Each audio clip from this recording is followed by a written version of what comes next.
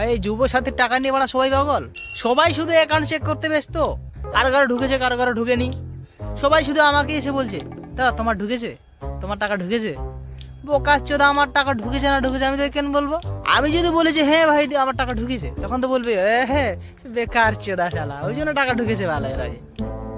কি দরকার ভাই? আর সব থেকে বড় বেহিনচোদ হচ্ছে যাদের ভূমিহীনের টাকা ঢুকেছে, বাড়া ওদের আলাদাই অ্যাটিটিউড, মাথাই খারাপ। শালা 5 কাঠা জমি নেই বাড়া, ওটা দেখার স্বাদ নাই ওটা, ঠিক আছে?